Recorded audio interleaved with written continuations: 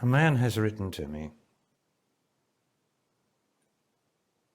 and he says, "It seems imperative to me to know what was the original error that led to existence." And yet, he said, "How can there be an error when I have realized that God does not make mistakes?"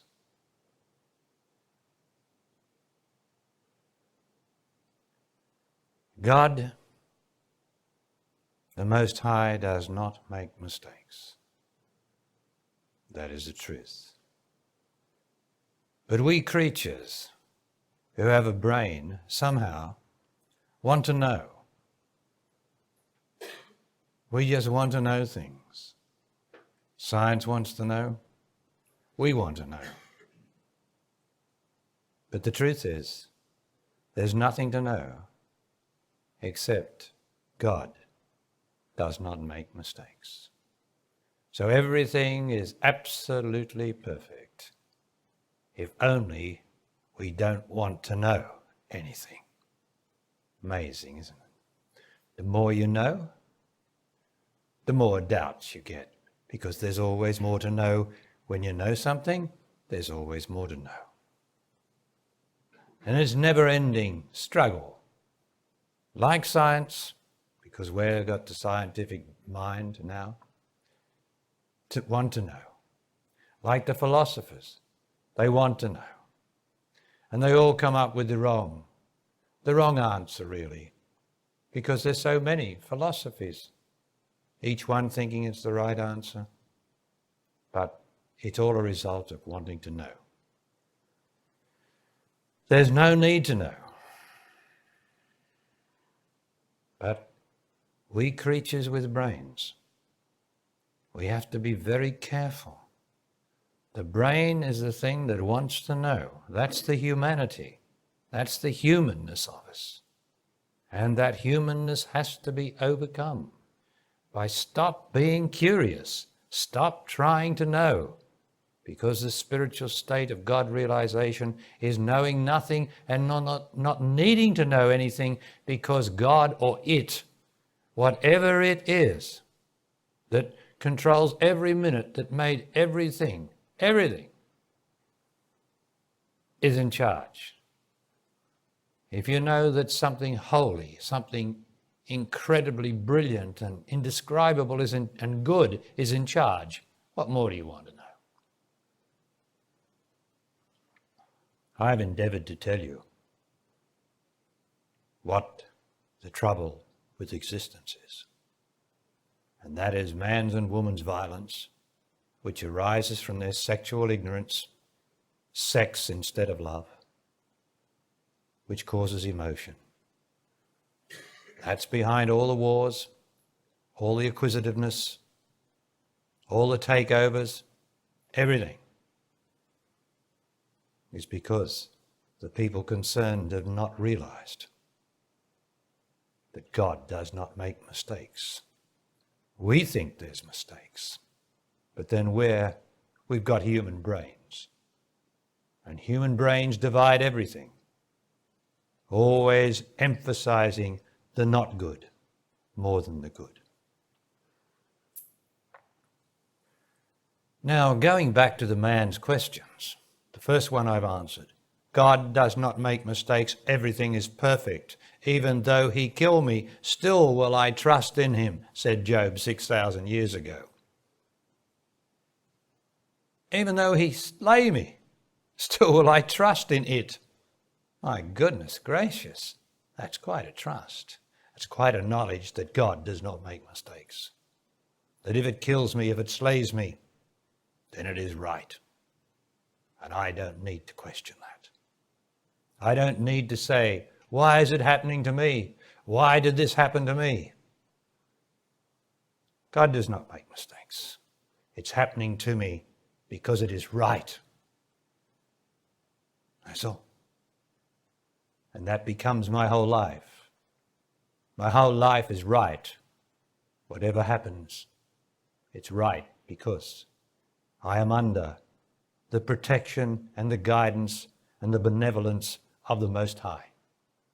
And anything that my silly brain perceives as not good is just a part of the vast whole, which is certainly greater than 60 or 70 years of life, of living.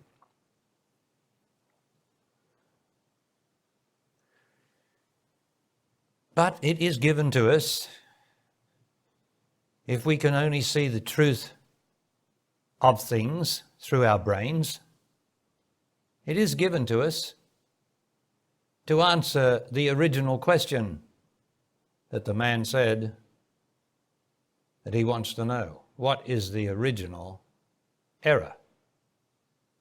Now, having said about God, that's the end of that.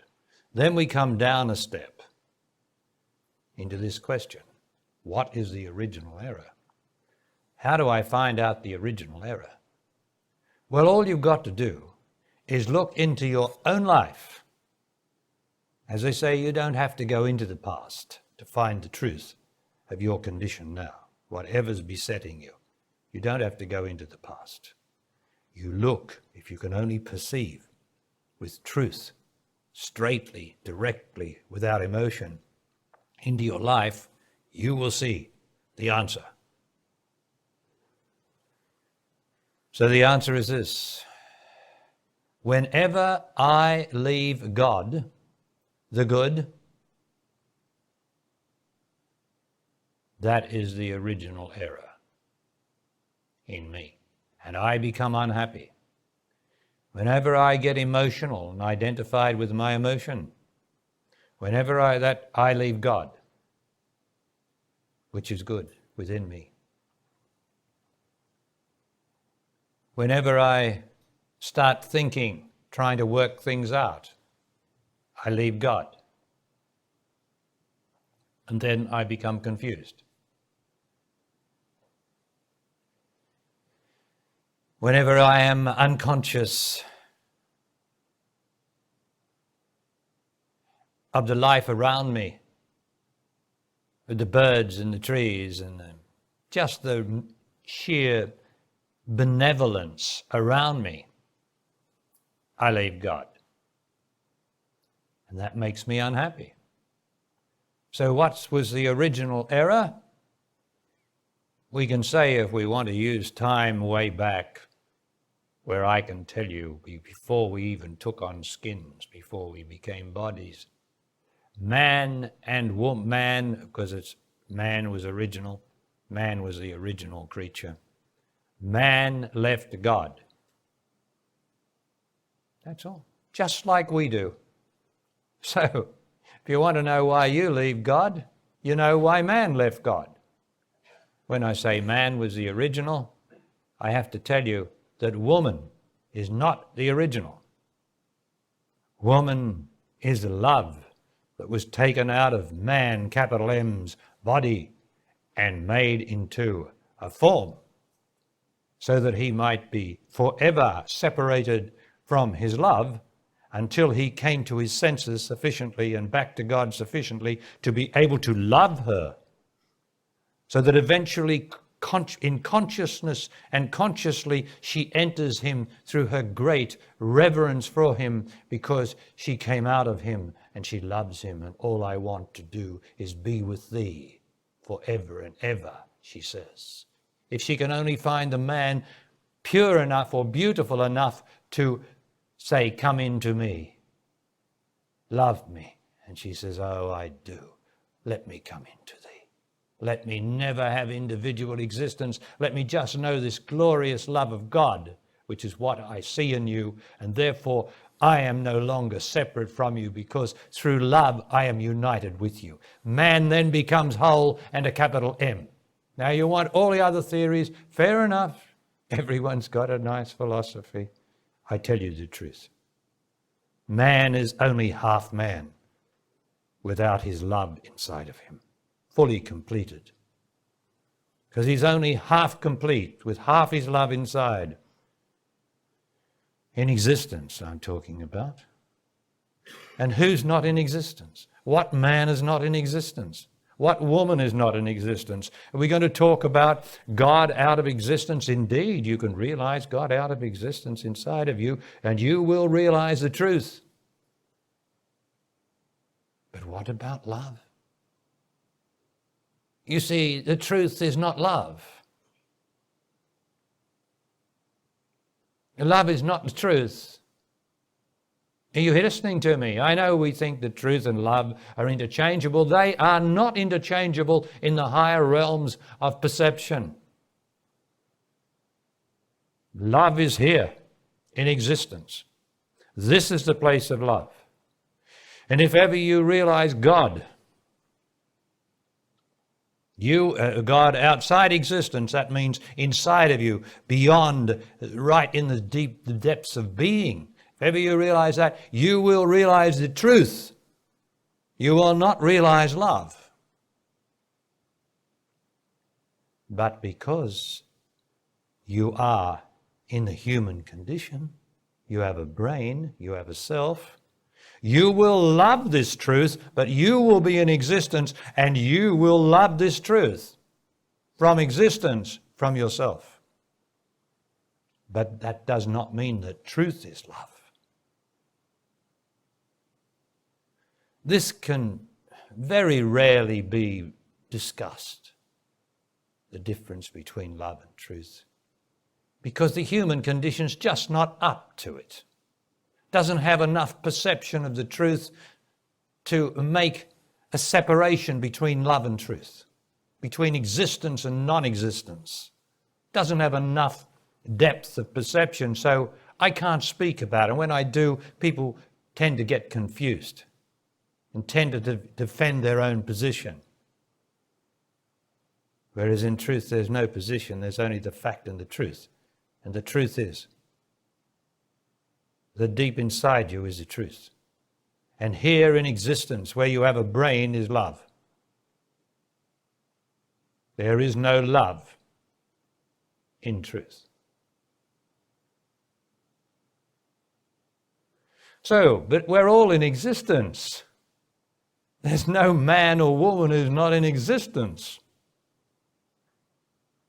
So we all need love. We all need to find what I call a completion. For there's nothing more beautiful than the completion that man can receive in a good woman. It's a completion. It's greater than a fulfillment. Completion is far greater than fulfillment. And to have discovered in existence the love of a woman that can complete you is just, well, completing. And for a woman to discover a man that she can actually truly love as divine, because all men are divine. Well, let's not make anyone special. All men are divine. All men are God. Deep down, underneath all the conditioning and the troubles and the burden of the self. But if a woman can find a man who truly loves God, you see, he's got to love God. He's got to love God or he's not good enough, meaning there's no goodness but God. And he's got to love that invisible world. He's got to love that good, the good in life. He's got to have a sense, not a love for, but a sense of the sparrows and the butterflies and the grass and the ocean and the created universe. He's got to have a sense of the beauty of it. And of that he gets a sense of the God behind it, the good behind it. He's got to have that, for a woman cannot love him unless he has that impersonal love. If he loves her and her alone, a real woman's going to say, stop it, stop it. You're sentimental, you're attached to me, you're hanging on to me, you're not conscious enough. You must love God first before me. She mightn't say that, but I'm saying it for her. We tend to love objects because we're objective. We've learned to be objective. The scientists have taught us to be objective. Once we were taught to be emotional by the wrong Christian religion, which made us emotional, believing in things, believing instead of knowing. So we got all emotional about Jesus and about,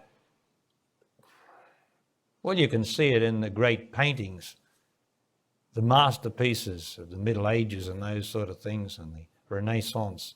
You can see it there, the imagination of sentimentality of God and what is good. We got emotional. And so the scientists had to say, well, look, anyone who's emotional is not going to see straight, they're not going to be objective, so let's get rid of this subjectivity, which is emotional, and let's see the fact as best we can. And that was laudable. That was praiseworthy. But the only thing was that they threw, the baby out with the bathwater. Because if only we hadn't got emotional about religion, about Jesus and all the rest of it, and all the tears and the statues crying and all the other stuff, all that rubbish, which is psychic, anything is possible, all magic's possible. What's it matter? It's not true. Doesn't make me more pure. Doesn't make me more beautiful. Doesn't make me love God more. No magic makes me love God more. It just entertains my mind and it makes me ask a question, how did he or she do it? Another question. And when someone says how he or she did it, then another question will arise. Can I do it? I want to become a magician. I want to show the people how powerful I am and make the Statue of Liberty disappear. This sort of stuff. And so on it goes into error, instead of coming back to the source. Where did all these questions come from? Where did all this wanting come from? Where did all this driving into existence come from? It came from the run from God. It came because I haven't got the time to just be simple and start to return to that eternal place which is inside of me, which is the original place that the whole of humanity virtually has left. And so all the wars, the violence, all the need of booze and drugs is all because you and I, as man and woman, down through the ages, have left the God within us and become worshippers of the person, its thoughts and its emotions and feelings. We are worshippers of that devilish condition.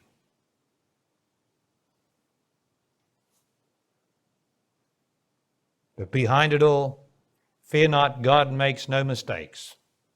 You are going to die. I am going to die. Blessed death. Haven't I got a video? Sweet mystery of death. You can almost hear me saying it because I got in front of it. Sweet mystery of death. Back towards the beginning.